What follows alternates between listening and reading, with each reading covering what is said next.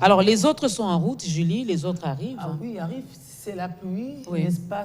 C'est justement une raison de plus pour parler de l'organisation de l'enseignement supérieur, Oui.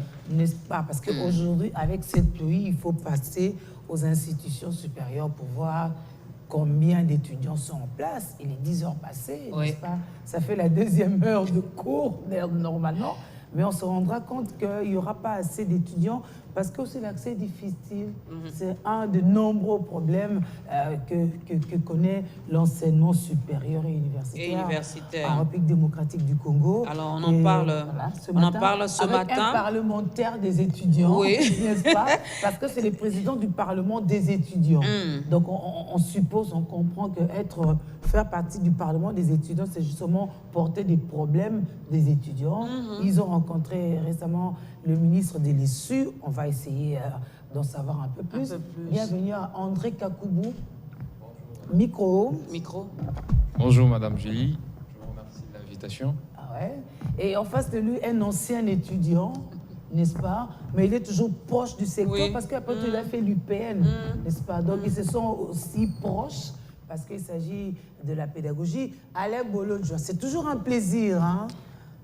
Un plaisir partagé. En tout cas, merci à vous, mesdames. Et mes salutations à tout le monde. Voilà. Alors, on veut bien parler de l'enseignement supérieur. Déjà que notre constitution, d'ailleurs, prévoit la gratuité au niveau de l'enseignement des bases. Mais le chef de l'État a fait également une promesse, je vais le dire comme ça, que vraiment, il va se battre, il fera tout pour ramener cette gratuité au niveau de l'enseignement supérieur. Alain Bolodjoa et aussi M. André vont nous dire si c'est là. On va parce que j'aurais bien voulu que Christian Mango soit là aussi. Il arrivera, on l'espère, parce que Bolodjoa, déjà pour lui, l'évaluation est chaotique. L'évaluation déjà de l'enseignement de base. Mais maintenant, on va aller plus loin. Bon, en tout cas, il n'est pas interdit aux gens de rêver, mais il faut avoir des rêves par moments réalistes. Ce qui est vrai, je ne sais pas s'il y a combien d'États dans le monde qui ont consacré tout le moyen pour l'éducation et qui ont déclaré la gratuité même au niveau universitaire. Je n'en connais pas, mais c'est possible. C'est possible, il faut avoir beaucoup de moyens, il faut avoir la capacité à mobiliser le moyen pour y arriver. Et à bien orienter les moyens. Ce qui est vrai, c'est que c'est du populisme au stade actuel. Parce que nous savons qu'au niveau de la gratuité de l'enseignement à la base, ça bat des l'aile. Nous n'arrivons même pas à mobiliser le moyen. Il y a plus de 300 000 enseignants qui restent encore impayés. Les écoles n'ont pas le moyen de fonctionnement correct. On n'a pas la capacité d'accueil. Et aujourd'hui, on nous promet l'université. Essayons de faire des calculs simples, madame. Au stade actuel, nous avons 26 millions d'élèves qui fréquentent l'école. Et il s'ajoute chaque année pratiquement 3 millions, ce qui veut dire que l'année prochaine, on aura 29 millions d'enfants. S'il y aura 600 000 qui vont sortir chaque année, c'est qui sous-entend qu'on doit avoir à l'université plus de 600 000 étudiants. Parce que déjà aujourd'hui, nous en avons plus. Si vous ajoutez 600 000 qui passent leurs examens d'État, on sous-entend qu'on a plus d'1 million d'étudiants. On a besoin de combien d'universités au Congo? On a besoin de combien de professeurs, de chefs de travaux, des assistants? On a combien les auditoires? En ces moments-là, si on arrive à chiffrer le besoin, on peut prétendre avoir la capacité de rendre gratuit. Parce que déjà, les syllabus, ça suscitait débat. Et vous ajoutez à cela la gratuité de l'enseignement, de la scolarité au niveau universitaire. Parce que quand on parle de la gratuité, c'est-à-dire que toutes les charges liées au fonctionnement des institutions doivent être prises en compte et prises en charge par l'État. Prenons l'exemple de mon université, mon alma mater, Université pédagogique nationale. On vous a promis des moyens. Les étudiants ont fait beaucoup de boucans. Non, mais on a promis le moyen, mais le moyen, c'est le Wi-Fi. Ce n'est pas le moyen en termes de prise en charge. On a parlé de la gratuité, des syllabus, mais on a compris déjà que c'était une promesse fallacieuse. Parce que quand on parle de la gratuité, cela veut dire que vous supportez les charges de production. Il faut payer d'abord le droit d'auteur, qui est Oui, une le exigence droit sacrée d'auteur, oui, ça, pour ouais. les intellectuels. Il faut payer aussi la capacité de polycopier toutes les copies, le syllabus pour permettre aux étudiants d'en avoir, ou sinon le mettre en ligne. Et déjà, à ces niveaux-là, ça pose problème. Le problème des développements, il faut construire les bâtiments, les aménager, les entretenir. Il faut prendre en charge l'administration, il faut prendre en charge le fonctionnement, la cogite, comment on appelle, l'indemnité des transports. Il faut prendre en charge tout ce qui est lié au fonctionnement des universités. Est-ce que M. Félix Tshisekedi a la maîtrise des informations liées à la gestion des universités? Essayez un peu de dupliquer cette approche au niveau des autres universités. Nous devons avoir au moins 26 universités, minimum, de l'État. C'est-à-dire que chaque province doit avoir ne fût-ce qu'une université. Ouais, et si vous multipliez par le nombre des enseignants que nous devons avoir, ce qui veut dire que ce sont de promesses fallacieuses qui ne pourront pas se réaliser. Peut-être que ça sera un idéal qui pourra s'atteindre, qu'on pourra atteindre dans 15, 20 ans, 30 ans, le jour où on aura un budget qui va dépasser 20 milliards. Mais pour l'instant, on se contente de ce qu'il y a et on essaye de faire des efforts pour que nous arrivions effectivement à améliorer les conditions des enseignants, des administratifs, les conditions d'accueil et tout ça. Mais pour l'instant, la gratuité, ça serait suicidaire. C'est quoi votre approche, André Kakoubou? Parce que vous êtes bénéficiaire direct, vous avez des raisons de croire beaucoup plus que les autres. Madame Gilles, vous savez, j'ai de temps en temps comme principe de ne pas discuter sur les discours politiques parce que c'est pas du tout rationnel. C'est pas du tout rationnel de dire qu'il va falloir une gratuité de l'enseignement supérieur. Moi, je suis étudiant, ça peut tout de suite m'enchanter, mais je pense qu'il faut d'abord réussir la gratuité de l'enseignement avant de passer à l'enseignement supérieur. Mais quand même, on va concéder au président de la République sa démarche populiste et tout en mettant... Non, écoutez, ça va nous profiter comment? D'abord, la gratuité au niveau primaire ne nous profite pas et ne profite pas nos petits frères. Comment ça va nous profiter à l'enseignement supérieur? Il faut qu'on soit réaliste. C'est les petits frères qui s'est plaint qu'ils n'en profitaient pas ou... Qu'est-ce qu'on a comme rapport sur l'enseignement? D'abord, écoutez, s'il vous plaît, je ne voudrais pas qu'on débatte sur ces discours-là. Il y a vraiment des choses vraies sur l'enseignement supérieur pour lesquelles, je pense, on peut passer du temps à discuter que discuter sur une promesse qui ne se réaliserait peut-être pas parce qu'il y en a de nombreuses. Je crois que la gratuité de l'enseignement supérieur n'est pas possible. M. Bolodja dit que ça serait possible 20 ans après. Ce n'est pas possible. Parce qu'il faut savoir que l'organisation d'enseignement supérieur, il y a les universités publiques, dont vous voulez qu'il y ait 26, il y a les universités privées, instituts supérieurs, etc. Quand on parle, par exemple, du Wi-Fi, c'est pour les établissements publics. Quand on parle des syllabus, ça, c'est pour les établissements publics parce qu'on ne va pas mettre le Wi-Fi dans les établissements privés. Et quand vous promettez aux étudiants qu'il n'y aura pas vente des syllabus ici, vous pensez aux universités privées ou pas? Quand on dit, par exemple, que l'État va rendre les universités gratuites, est-ce les universités publiques ou privées? Et quand vous rendez gratuites les universités publiques et le privé, vous comprenez les déséquilibres du point de vue financier pour les parents qui auront besoin de la qualité de l'enseignement et qui enverront leurs enfants dans les universités privées et ceux qui partiront dans les universités publiques. Et même, la question de la gratuité n'est pas le problème. C'est la question de la qualité l'important. La question n'est pas qu'on aille à l'école gratuitement. Nos petits frères partent à l'école gratuitement, mais discutez avec eux. Dites-leur qu'est-ce qu'ils apprennent. Les étudiants, les enseignants sont-ils vraiment motivés? Sont-ils vraiment bien traités? Les conditions, les matériels didactiques, le laboratoire, est-ce que toutes ces choses sont mises à la disposition des écoles pour que l'enseignement soit de qualité? Parce que moi, je pense que les études devraient être chères, parce que les exigences pédagogiques modernes nécessitent autant de choses qui coûtent. Et nulle part au monde, l'enseignement supérieur n'est gratuit. L'enseignement supérieur, c'est la sommité des intelligences. Et quand on veut former une élite avec principe gratuité, on veut amener tout le monde à l'université tout de suite. Et quand tout le monde sera à l'université, vous savez ce qu'il y a comme conséquence. L'université, on le sait bien, c'est pas pour tout le monde. Il faut une minorité de personnes, mais pétries de savoir. Et quand on dit c'est gratuit, tout le monde aura besoin de ces prestiges-là, d'avoir été à l'université. et on passe à côté de la plaque. Moi, je crois que le politicien, s'il vous plaît, arrêtez-nous. On sait qu'on va vous voter, mais parlez d'autre chose, pas de l'enseignement. C'est sacré, ça. C'est l'avenir du pays. Je crois qu'il faut consacrer autant de moyens, qu'il faut beaucoup d'exigences, mais nous descendre ces discours-là pour que les étudiants crient, pour que les étudiants disent oui, les syllabus, ça sera gratuit, mais écoutez... Oui, mais non, les étudiants crient tout le temps et puis ils crient en lingala. Écoutez, c'est les présidents qui ont commencé à parler en lingala. J'allais même poser cette question, parce que lorsque vous parlez, vous insistez sur la qualité. Nous sommes ici avec Julie, ici à Biwan. On reçoit également les étudiants qui viennent de partout. Hein, vous qui prétendez recevoir les enseignements de qualité, mais qu'est-ce que nous avons comme résultat? Je pense qu'il faut des fois nuancer... Moi, j'ai toujours l'habitude de défendre des étudiants, mais je crois que les étudiants sont victimes. Parce que vous n'allez pas dire, vous n'allez pas tout de suite incriminer les étudiants qui organisent l'enseignement supérieur. Est-ce qu'il y a des laboratoires? Est-ce que les professeurs recrutés sont à la hauteur? Est-ce qu'ils sont bien traités pour qu'ils soient motivés?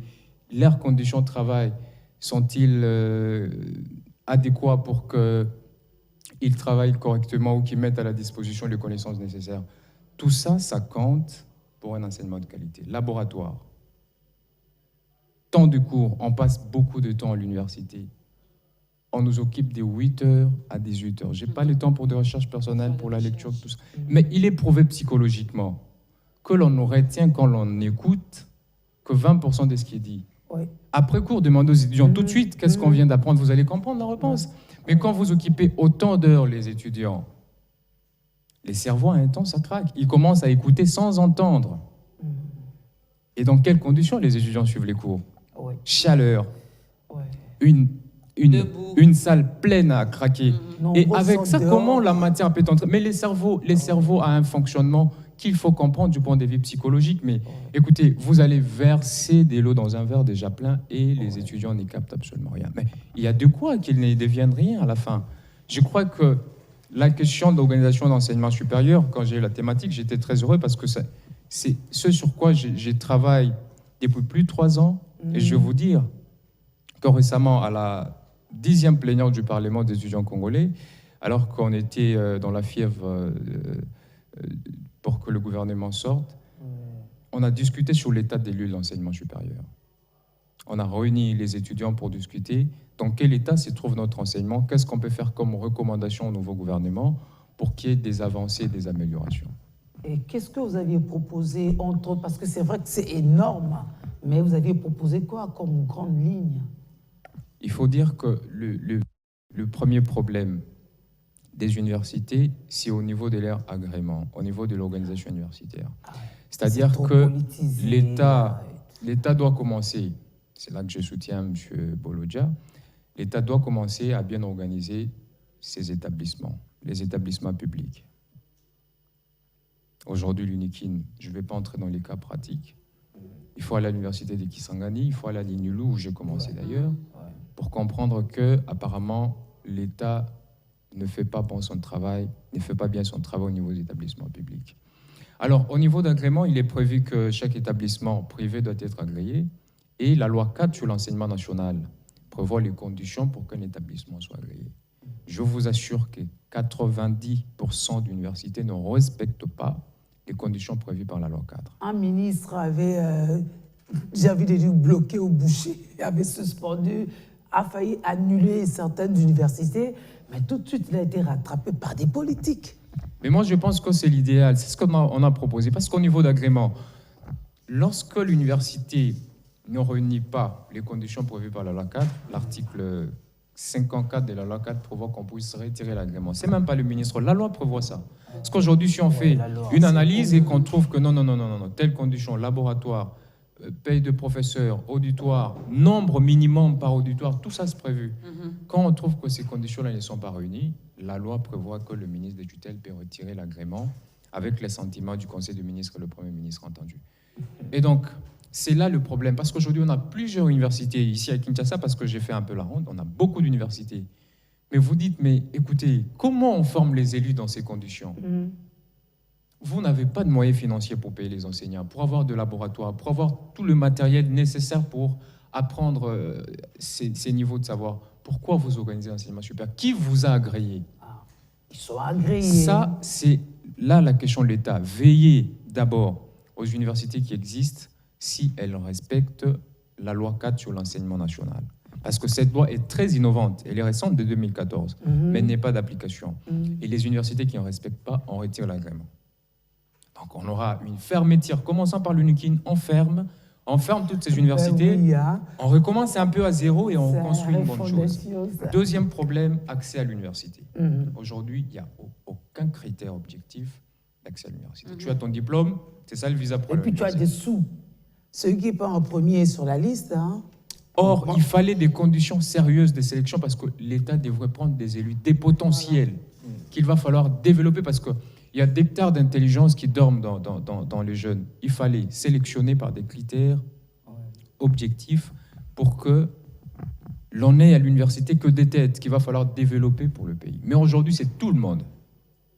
Allez-y à la faculté de droit, mais vous dites, écoutez, on a toute cette masse future. Mais même parlez en avec eux, médecine. échangez l'air, vous dites, mais qu'est-ce qui se passe exactement? Et même là, il y a un problème d'orientation. Quand l'étudiant, quand l'élève vient, c'est son choix. Bon, moi, je préfère être juriste et c'est tout. Ouais. Or, il faut une orientation, par exemple, dans l'agriculture, dans des facultés techniques et numériques. Mais aujourd'hui, c'est les droits, la médecine, l'économie. On a tant d'économes, des gens qui ont fait l'économie, le droit, la médecine, qui chôment encore. On en forme davantage. Et donc, il y a une désorganisation organisée à ce niveau-là. Accès à l'université, orientation d'étudiants, il faut que l'État revienne sur cette question-là. À côté de ça, il y a un problème de programme des cours. J'ai souvent dit que, je l'ai lu quelque part, le programme des cours tel que laissé par le Belge était censé former les évolués devant servir le Belge. Oui. Mais aujourd'hui, on fait un prolongement avec le même programme, on veut Pour former servir une le élite Congo. pour le Congo. Il y a donc un décalage énorme qu'il va falloir couvrir. Je crois qu'il faut reconstruire notre programme d'enseignement. Et au stade moderne, l'enseignement devrait être lié au monde professionnel directement. Il va falloir enlever des cours théoriques, des cours qui ne servent à rien, réduire les aires des cours à l'université et les aires de cours dans la pratique. C'est-à-dire lier directement l'étudiant au monde du travail, susciter en lui les compétences professionnelles nécessaires, l'envie de faire mieux.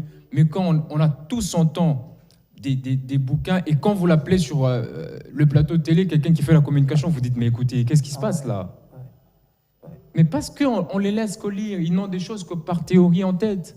Mais pratiquement, ils n'ont pas de compétences professionnelles. Derrière moi, on a discuté sur la question du manque d'emploi. Je les ai dit, mes chers amis, on cherche d'emploi, on dit qu'il n'y a pas d'emploi. Oui, vous êtes sûr, si on donne l'emploi, on sera à la hauteur de les remplir? Ah, c'est ça.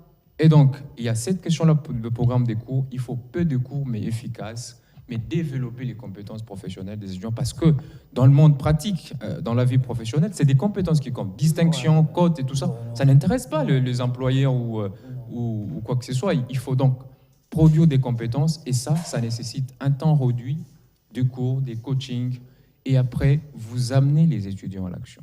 Vous les amenez dans le laboratoire, vous les amenez dans les exercices pratiques. Mais malheureusement, c'est des interros, des examens, et tout ça. Des TP à gauche et à droite. Donc je pense que M. Bolodja va peut-être compléter autre chose. Je crois que c'est des axes importants que l'État doit revoir. Il y a la question du paye et du traitement du personnel enseignant. On va revenir sur ça. On va revenir sur ça. Moi, c'est surtout l'orientation qui m'a vraiment réveillée. Et c'est bien que ce soit un étudiant, oui, qui en parle.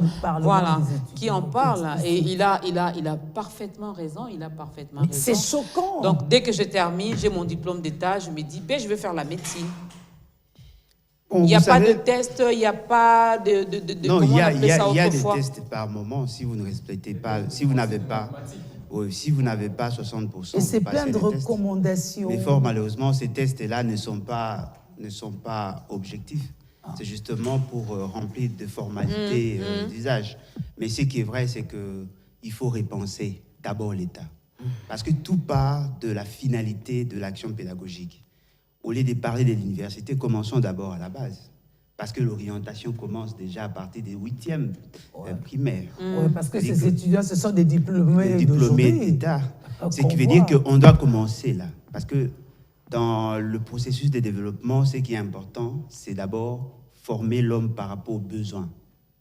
Généralement, lorsque nous formons, nous ne formons pas par rapport aux réalités du Congo. Il a bien dit, vous allez dans des facultés de communication, il y a un monde fou. Vous allez en économie, vous allez en droit, mais quelle est la vocation du pays? N'est-ce pas que le pays a une vocation agricole et minière? Oui. Est-ce que dans ces secteurs, nous arrivons à orienter? Et pourquoi nous n'arrivons pas? Parce que justement, il n'y a pas d'incitatif. Vous savez, madame, si on commence déjà à partir des humanités à donner des orientations, déjà on va résoudre un grand nombre de problèmes. Par rapport au profil, est-ce que tout le monde est censé aller à l'université? C'est justement parce qu'au Congo, on semble donner plus d'importance au diplôme qu'à la capacité de répondre aux besoins. Pourquoi ne pas faire en sorte qu'à partir des 6e déjà, lorsqu'on présente l'examen d'État, donner d'autres orientations, insister sur la formation non formelle, permettre à ceux qui vont finir les examens d'État qu'ils aient au moins un brevet. Là, on va déjà résoudre le problème. Oui, mais déjà à ce niveau-là, ceux qui font par exemple la section commerciale aujourd'hui, ils ont quelles aptitudes? Ils n'ont rien. Non, mais madame, c'est justement parce qu'on est resté dans le mimétisme. Aujourd'hui, il y a d'autres États qui ont évolué, qui donnent aujourd'hui plus d'atouts aux gens qui sont au niveau des humanités. C'est-à-dire qu'on peut former des gens, vous êtes formé comme commercialiste, mais vous êtes fort, par exemple, en secrétariat. Par exemple, c'est-à-dire que vous pouvez être secrétaire, vous avez votre brevet, et au fin de compte, vous pouvez avoir de l'emploi. C'est-à-dire que si on laisse dans les esprits de Congolais qu'il faut impérativement être universitaire pour avoir la vie, eh bien, on bloque. Parce que tout le monde n'a pas le même atout. Comme l'a dit notre concitoyen, l'essentiel pour nous, c'est de faire de l'université un centre de modélisation de l'élite. Parce que déjà, au niveau supérieur, nous avons les instituts supérieurs et les universités. Les instituts supérieurs sont dans la recherche appliquée, alors que les autres sont dans la recherche fondamentale. Un universitaire est formé pour être chercheur et non être chercheur d'emploi. Voyez-vous? C'est-à-dire qu'on a déjà des orientés et aujourd'hui, nous sentons que l'éducation aujourd'hui ne répond pas aux besoins de développement. Ce qui fait qu'aujourd'hui, ça constitue un blocage. Parce que si on pouvait déjà tamiser, donner de l'importance au brevet, il y aura certainement certaines personnes qui vont s'orienter dans l'apprentissage des métiers. On va réduire le nombre au niveau universitaire. Et au niveau de l'université, ceux qui veulent faire la pratique vont faire les instituts supérieurs et ceux qui veulent faire la recherche vont à l'université. Automatiquement, on va réduire le nombre. Et aussi, faire en sorte que la cartographie ou la répartition géographique des universités corresponde aussi à la décentralisation. Pourquoi avoir toutes les grandes universités dans les grands centres? Par exemple, vous avez la grande université qui est l'UNIKIN, à Kinshasa. Vous avez Inulu, Kisangani, l'UPN. Non, ce sont des petites universités. Les grandes universités sont dans de grands centres. Là où il y a plus d'argent, c'est là où il y a des grandes universités. Mais si on essaie de revoir la cartographie, on peut se dire, voilà, l'Équateur, par exemple, a une vocation agricole, pêche et élevage. On organise des facultés liées à son potentiel. À Unimba, apparemment, il n'y en a pas. Non, en Unimba, il y a le même profil qu'ici. Oui, exactement. C'est-à-dire que vous allez trouver des gens qui font la médecine sans professeur. Chez les pêcheurs. Ils ont été formés par des assistants chefs de travaux. À peine 2 ou 5 professeurs qui viennent, et ce sont des professeurs pour la plupart. Ce sont des professeurs visiteurs. Vous prenez, en termes de besoins d'enseignants, ça ne correspond pas à la capacité d'accueil ou aux besoins des universités. Ce qui veut dire qu'il y a un sérieux problème. Au lieu de repenser au niveau universitaire, repensons plutôt le système d'enseignement dans son ensemble. En ces moments-là, on va résoudre le problème. Un autre problème, c'est comment financer les universités. Vous savez, les universités en elles-mêmes sont de sources potentielles des revenus. Lorsque vous encouragez la recherche, la production ou la production intellectuelle des chercheurs peut aussi générer l'argent. On peut créer de fonds. Le Fonds national pour soutenir l'éducation. Parce que chaque fois que nous payons nos agents, on doit enlever une quantité d'argent. On donne à l'ONEM qui est chargé, je crois, 2%. qui est chargé de gérer la situation des employés. Mais on peut aussi créer le même fonds pour permettre à ce que nous ayons le moyen, n'est-ce pas, de soutenir l'éducation. Et comme ça, l'éducation aura le moyen. Un autre problème, c'est que au-delà de tout ce que nous faisons là, nos universités génèrent de l'argent. Mais il y a un sérieux problème de gestion, madame. Comment peut-on expliquer? Dans nos universités, à notre époque, on payait $5 comme contribution au développement. Ce qui a permis à l'IPEN d'avoir des bâtiments. Fort malheureusement, ces bâtiments restent inachevés. Et pourtant, aujourd'hui, ça passe pratiquement à $20. $20 par étudiant. Et si vous avez 20 000 étudiants, ça vous fait pratiquement dans les $400 000. Mais pourquoi il n'y a pas de toilettes? Pourquoi on n'arrive pas à assainir l'environnement? Et pourtant, les étudiants contribuent. Ce qui veut dire que le fait seulement qu'on a politisé le choix des animateurs des universités, ça constitue un blocage. Il faut que le recteur soit élu par le doyen des facultés. Il doit être le puits de l'université. Il ne doit pas être choisi par les politiques. Il faut que le doyen des facultés soit élu par les chefs des départements. En ces moments-là, on va dépolitiser la gestion et on veut renforcer le contrôle. Lorsqu'on va arriver à résoudre tous ces problèmes, ça va aller de soi et on va avoir un bon résultat. Ce qui est quand même décevant, on a parlé de l'attitude des étudiants de mon université. Est-ce que vous savez que les étudiants n'ont pas commencé à parler lingala? C'est M. Félix Tshisekedi. Et les étudiants... Et c'est quand même décevant. La langue de l'université, jusqu'à preuve du contraire, reste le français. Mais on a vu des témoignages des enseignants, justement, de l'université pour dire on apprend en cette langue-là parce que la majorité ne comprend pas le français. Bon, moi, je ne pense pas que ça soit la raison. Madame, est-ce que vous savez que lorsqu'on prend des ordonnances, tout le monde ne comprend pas les français non plus? On revient. Mais on a toujours des ordonnances en français parce que c'est une exigence. On va parler avec Emango aussi. Avec Emango qui vient de faire son entrée, mesdames et messieurs. Alors, il y a des contradictions quand même, hein, des avis contraires par rapport aux réactions du public. Et c'est justement là ce qui atteste que, justement, on est loin de comprendre. Certains disent que l'université est réservée. C'est l'affaire des riches. En même temps, c'est réservé. Ça veut dire qu'il faut que l'État organise les choses de sorte que seuls les plus méritants y accèdent à travers des bourses. Alors là, ils partagent la vie de la gratuité parce qu'il y aura des bourses, n'est-ce pas? Organiser le casting et tout pour qu'on prenne les meilleurs, même si les parents n'ont pas ces moyens-là, mais l'État devrait faire. Alors d'autres pensent que la vocation de l'État, c'est de donner les mêmes chances à tous les détenteurs d'examens de diplômes d'État. C'est quand même grave, hein?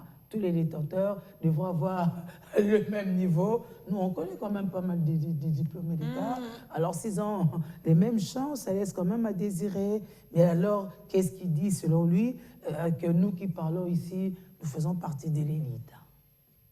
Bien, moi, je suis partagé par rapport à tout ce que vous venez de dire, pour la simple raison que l'université qui doit être pour tout le monde, cela signifie que vous ne voulez pas que l'État se développe. Oui, pourquoi? Parce que les métiers, on a oublié ça dans ce pays.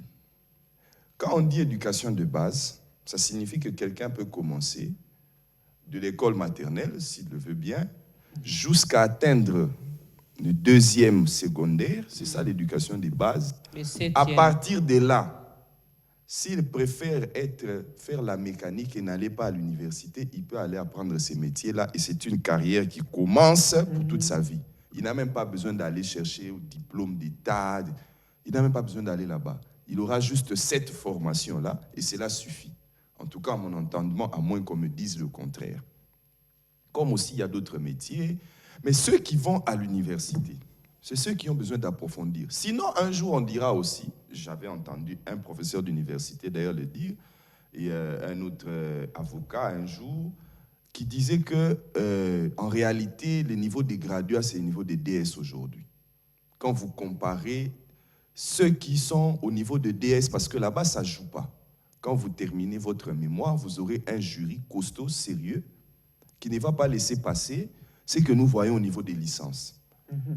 Donc, aujourd'hui au Congo, quand vous prenez les niveaux de 1960, les niveaux de Feu Étienne Tshisekedi d'heureuse mémoire, c'est lui-là qu'on disait docteur, vous prenez son niveau de docteur à l'époque. Donc, or, à l'époque, docteur, c'est au bout de 4 ans, on pouvait être docteur.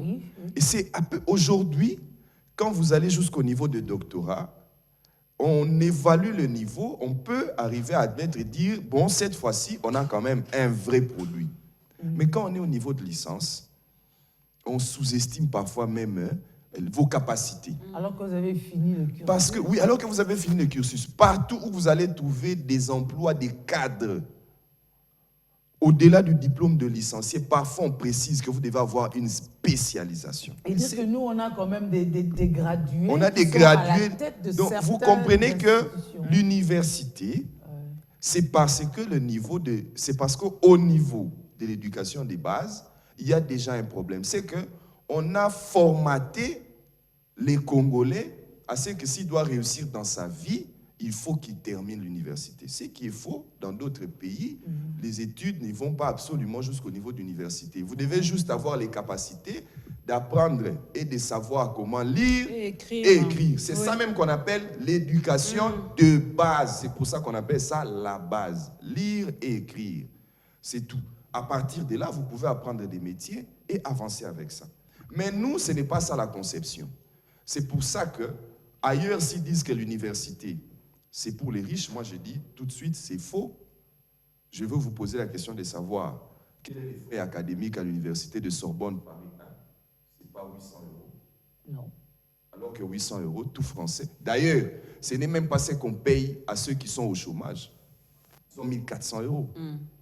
Donc l'université n'est plus pour les riches. Ah, mais Harvard, on dirait quoi? Non, à Harvard, il y a un système. Ça veut dire, vous payez comme une caution. Mais Harvard récupère aussi les meilleurs. Harvard accorde des bourses. C'est-à-dire qu'on donne quand même accès à certaines personnes. Oui, mais c'est ce que ce Congolais a dit. Il a dit l'université est pour les riches, mais pour ceux... Vous avez cité un cas isolé, Harvard. Prenez les cas... Non, mais je parle des universités. Prenez les cas... Non, prenez les... Oui, exactement. Justement, prenez le cas général de toutes les universités. Au Canada, c'est un pays très développé et très avancé. On paye 2500 $ canadiens pour arriver à l'université. Pour un Canadien, c'est par rapport au attendez, exactement, pour un Canadien, pour un Canadien, 2500 $. Non, j'ai dit, c'est que vous dites, Grande-Bretagne, justement. On te prête des sous, c'est-à-dire que quand tu auras fini le travail, enfin, tu commences à travailler et tu commences à rembourser. Merci de commencer. Vous avez sondé même, comment je dois dire ça? Mon cerveau, parce que je voulais en venir là. C'est-à-dire qu'il y a un système qu'on a mis pour démocratiser l'université, mais pour ceux qui auront la conscience, la volonté d'aller jusqu'à ce niveau-là. Belle précision. Exactement, donc juste c'est ce que j'étais en train de dire, que pour moi, l'université pour les riches, c'est une conception de l'époque d'Aristote, où c'était un certain rang. Aujourd'hui, celui qui veut pousser loin ses études, on lui donne cette opportunité-là. Mais on ne veut pas donner l'opportunité même à celui-là qui ne voudrait pas pousser les études aussi loin possible. Mais on le pousse quand même à y aller. On le pousse, on lui donne des bourses, on lui donne des opportunités. Il peut y aller. S'il a les capacités, il peut avancer jusque-là. Mais on accorde ça à tout le monde. C'est différent de chez nous ici. Et c'est là que je voudrais mettre l'incise. C'est différent de chez nous ici où pauvre, riche, avoir la volonté ou ne pas avoir la volonté, il faut absolument, pour réussir sa vie, passer par l'université. C'est le style. Ce qui n'est pas normal pour une société en principe. Bolojo a des contradictions. Non, je ne pense pas, mais il y a quand même des nuances à apporter. Parce que je ne pense pas que l'on peut dire aujourd'hui que l'université est faite essentiellement pour les riches. Je ne pense pas. Mais il y a possibilité... C'est vous qui l'avez placé. Non, j'ai dit... ça ne peut pas être gratuit, mais cela ne veut pas dire qu'il est réservé aux riches. Parce que si on veut bien cerner la chose, il faut aussi entrer dans l'université pour voir comment l'université fonctionne et tirer des conclusions. C'est-à-dire, il faut que l'université ait le moyen pour son fonctionnement. Si l'État décide aujourd'hui de suppléer, naturellement, il peut décider à la gratuité. Mais il ne suffit pas seulement de déclarer la gratuité. Il faut être en mesure de supporter les charges de fonctionnement. Si l'État n'est pas en mesure de supporter, ce qui veut dire que ce sont des promesses fallacieuses. Les gens veulent que tout devienne gratuit. Mais la gratuité n'existe pas en réalité. Il faut qu'il y ait quelqu'un pour payer. Aujourd'hui, nous avons des difficultés. Je peux défier quiconque. La quasi-majorité des écoles se sont arrangées avec les parents pour suppléer. Des écoles publiques. Il y a d'autres écoles jusqu'aujourd'hui qui n'ont pas des bancs, qui n'ont pas des tableaux, qui n'ont pas d'écrit, qui ont des enseignants qui ne sont pas payés. Vous appelez ça gratuité. Ce qui veut dire que la finalité de l'action n'est pas connue. Voilà pourquoi j'ai dit, lorsque notre ami disait que le souci n'est pas d'aller à l'école ou à l'université, mais le souci, c'est de garantir la qualité des enseignements. Parce que la finalité, ce n'est pas d'être universitaire, mais d'être capable de jouer un rôle prépondérant dans le fonctionnement de l'État ou dans l'atteinte des objectifs. Ce qui veut dire quoi? Donner de bourses aux étudiants, ce sont des mesures discriminatoires, une discrimination positive. Par exemple, vous trouvez un enfant de pauvre qui n'est pas en mesure d'aller à l'université, mais qui a des atouts, vous les prenez, vous les soutenez. Cela ne veut pas dire que l'université devient gratuite. L'université doit toujours continuer à être payée dès lors que nous n'avons pas d'autres sources de financement.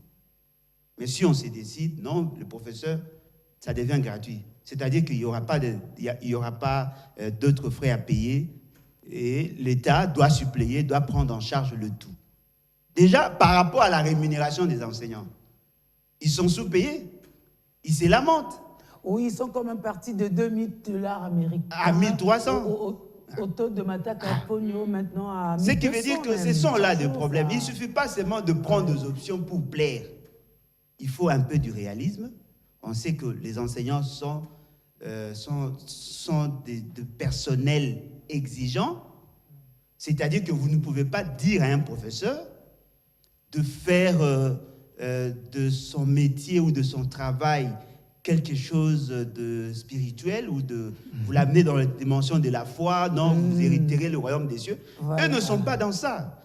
Voilà pourquoi nous disons, moi personnellement, des données statistiques économiques de notre pays, quand je vois quelqu'un s'hasarder dire à la population qui sera en mesure de rendre tout l'enseignement gratuit, sincèrement, si ça ne sera pas criminel, c'est vraiment c'est du pipeau et ce n'est pas correct. Parce que si on essaie de calculer, on peut avoir 30 millions de personnes qui doivent accéder et à l'école primaire humanité et à l'université. Je ne vois pas cet État être en mesure de débloquer $100 par personne pour rendre gratuit l'enseignement. Je ne vois pas. Avant que le président j'allais dire du Sénat. Avant que le président du Parlement puisse réagir, moi j'ai une question de curiosité. En vous entendre parler et aussi le président des étudiants du Parlement, pardon, j'ai compris une chose.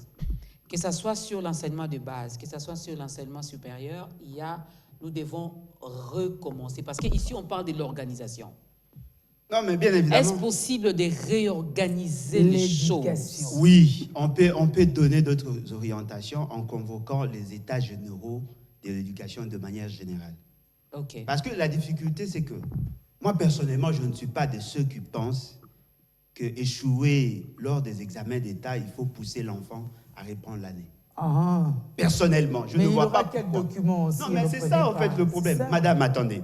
Quelqu'un qui a fait 12 ans, il a réussi à l'école, il a échoué à l'examen d'État et il doit répondre la 6e année. Je ne suis pas d'accord. Et puis le système est comme hasardeux, quoi. Non, mais effectivement, c'est ça la faiblesse. Comment peut-on avoir 67% à l'école et échoué aux examens d'État, et on ne considère même pas le point du passé. Non. On annule tout et on vous dit de recommencer. De recommencer. Ça, ce sont des choses que nous devons revoir. C'est-à-dire, vous avez échoué aux examens d'État, mais vous avez réussi à l'école. Au lieu de faire toute l'année, vous faites juste l'examen d'État pour que vous ayez la chance. Ou sinon, si vous n'allez pas faire l'examen d'État, on vous donne un brevet. Parce que vous avez été formé pendant 6 mois. Et qu'il y ait des structures qui puissent vous récupérer. Et ces brevets-là, ça vous donne la possibilité d'aller demander de l'emploi. Comme ça, tous ceux qui ont échoué vont continuer. D'aller demander, et si je dois continuer avec les études. Non, si vous voulez continuer, vous refaites les examens. Ok. Seulement l'examen d'État. Comme ça, on évolue. Prenons alors l'exemple. L'État congolais veut orienter les actions, l'éducation par rapport à sa vision. Vous dites, ceux qui vont faire le droit, comme vous aimez le droit, vous allez payer $350. Ceux qui vont faire l'économie, vous payez 350. Ceux qui vont faire la communication, 350. Mais moi, l'État, étant donné que j'ai besoin d'avoir des agronomes, des zootechniciens, des médecins vétérinaires, je vous dis, dans la faculté de droit, de la faculté de l'agronomie, médecine vétérinaire et tout ça, vous allez payer la moitié. Moi, je vais suppléer. Ce qui veut dire que les gens vont être attirés par des filières qui sont porteurs de croissance. Voilà. Et comme ça, on va arriver à atteindre l'objectif. Et à la fin de l'éducation, à la fin de la formation, 30 secondes, allez. À la fin de la formation, il y a un problème. Les travaux que nous présentons à la fin. Madame, par moment, on a mal au cœur. Au lieu de prendre des questions qui touchent au développement du pays ou au fonctionnement de l'État, chacun vient avec son sujet. Mais à la fin, à longue. Et à la fin, à longue. Mais ce travail-là va servir à quoi? Pourquoi ne pas faire à la fin de travaux, à la fin de l'éducation ou de la formation, vous présenter un projet qui résout un problème essentiel du pays? Par exemple, l'État n'en tiendra pas ceux qui font l'agriculture, l'élevage, pêche et tout ça, vous venez, vous défendez un travail et ce travail, c'est un projet. Et ça restera dans vos tiroirs. Ça restera dans vos tiroirs, dans votre bibliothèque et tout. Politique. Okay. Nous apportons la solution. Okay. Vous venez avec un projet bancable. Vous dites, non, voilà, dans tel coin, il y a un problème d'insécurité alimentaire. Nous voulons produire tel élément. On va jouer sur tel élément. Ça nous demande autant, on va créer autant d'emplois. Vous défendez un projet.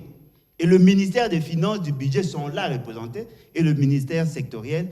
À la fin, on vous liste parmi les gens qui doivent bénéficier des financements. C'est-à-dire que quand vous sortez de l'université, vous créez de l'emploi et comme ça, on n'aura pas les demandes. J'espère qu'ils seront honnêtes finalement pour vous lister également dans ça parce qu'ils vont prendre le projet et aller faire. Et toi, les concepteurs même, l'initiateur même du projet, on te met de côté. Monsieur André. Bon, madame, moi je pense que j'ai beaucoup écouté. Je crois qu'on a parce que vous avez aussi suffisamment écouté. Vous avez tellement brossé la situation. Alors, parlant de la réorganisation de l'enseignement supérieur, je vais tout de suite dire que la plupart des gens sont en retard. En RDC, l'enseignement, commençant à la maternelle jusqu'à l'université, a été organisé depuis 2014. Je recommande à tous ceux qui travaillent sur l'enseignement supérieur de lire minutieusement la loi 4 de 2014 sur l'enseignement national. Parce que là, vous allez suivre l'historique des lois qui organisent l'enseignement supérieur depuis Mobutu, 71 jusqu'à la réforme de 2004 avec les États généraux de ces temps-là, 2003-2004, et vous revenez en 2014, où l'enseignement national a été réformé. Quand vous lisez la loi cadre, vous comprenez que de réformes pertinentes ont été faites au niveau législatif. Les systèmes LMD, tout ce que vous préparez, numérique, tout ça, bourse, etc., les choses sont prévues dans la loi cadre. À ces jours, la lutte des acteurs de l'enseignement supérieur, c'est de militer pour que la loi cadre soit appliquée, que toutes les réformes déjà ici prévues soient appliquées. Parce que réorganiser, c'est d'abord un problème technique, un problème de la loi qui organise, un problème de structuration. Après, il faut une mise en application. À ces jours, ça va faire environ 7 à 6 ans que la loi cadre, qui est très pertinente, je recommande ça, n'est pas appliquée. Et ça bloque à quel niveau? C'est au niveau de l'application de l'exécution. L'État, je vous ai dit par exemple au début, l'État n'est pas rigoureux quand il accorde des agréments aux universités. Mais la loi 4 prévoit les conditions dans lesquelles un privé peut avoir droit d'ouvrir une université, à quelles conditions, quelles garanties il présente. Et au cas où les conditions ne sont pas réunies, quelles sanctions il faut? Je vous ai dit qu'on retire l'agrément. Et tout ça, c'est prévu. Les systèmes LMD, c'est déjà prévu. Mais aujourd'hui, on est dans le système traditionnel, etc. Et je pense que la question, c'est que le nouveau ministre de l'Enseignement supérieur, que le président de la République arrête de brosser sur les questions superficielles. Comment un président de la République peut tomber pour parler des questions de syllabus? C'est quand même trop bas comme question. Laissez ça aux chefs de faculté, laissez aux chefs de département. Même le président de la République va parler du syllabus. Mais écoutez, c'est une question interne. Et d'ailleurs, sur la question du syllabus, je crois que Mme Julie Sefouma a réussi à la première plénière du Parlement des étudiants. On a parlé de la question de syllabus. Il y a une note circulaire de Steve Mbikaï de 2017 qui organise pertinemment comment les syllabus doivent être vendus. Mais quand aujourd'hui on vient, on balaye tout, on pense que le Wi-Fi va remplacer les syllabus. Écoutez, combien de syllabus il y a en ligne aujourd'hui? Vous tapez sur Google, on vous sort les droits de criminologie en RDC, soyons sérieux.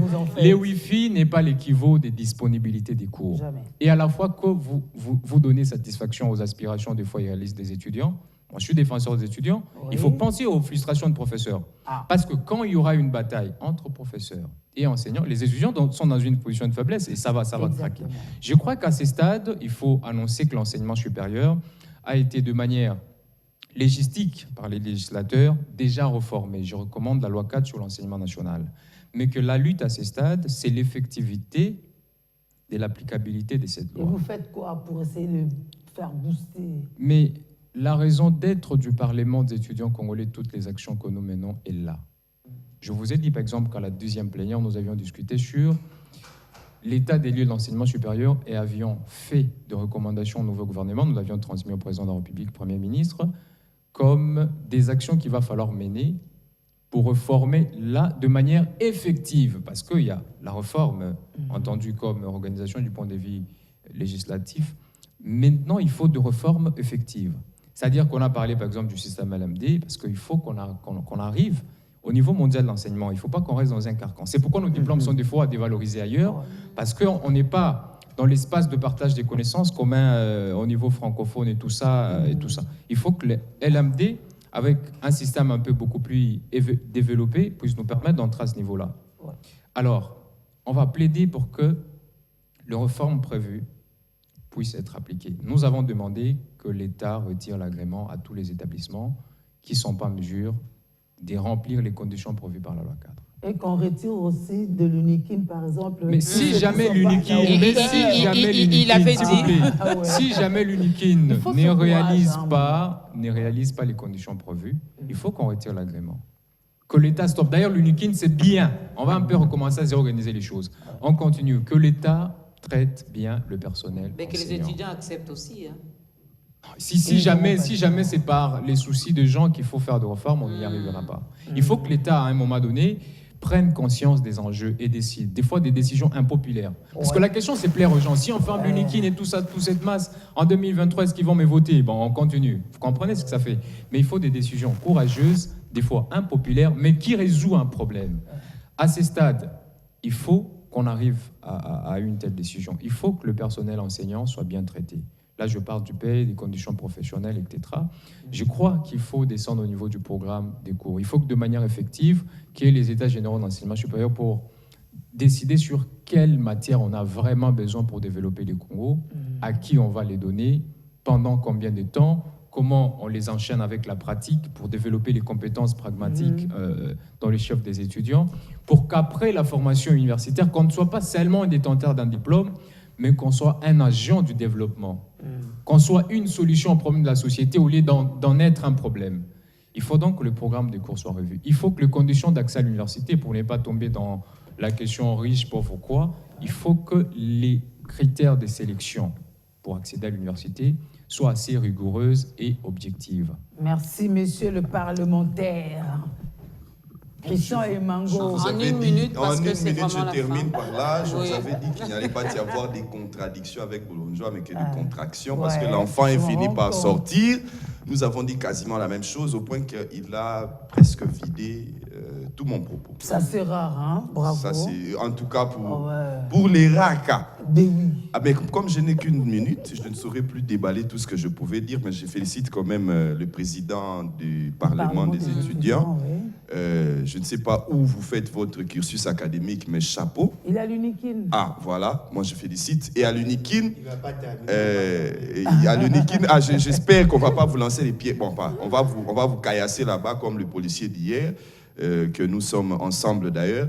Mais je pense qu'à l'UNIKIN, il y a le problème c'est comme vous dites, c'est l'application, le financement. Si on ne finance pas, il faut fermer peut-être une faculté. Moi, je l'ai vu à l'époque de Macha Komamba. Il s'est mis à fermer les universités. Mais ce qui était déplorable, c'est que j'aurais entendu qu'après, c'était devenu une affaire des COP. C'est-à-dire, on menace votre université, qu'elle va être fermée, et vous payez, l'université reste. C'est ce que j'aurais entendu. Christian Je ne Mango. confirme pas, mais je crois que ça va être... Chez les uns, on a payé, chez les autres, on a fermé, voilà. Au lieu de fermer, Merci, pourquoi Christian. ne pas viabiliser? Oui, mais en attendant, parce que...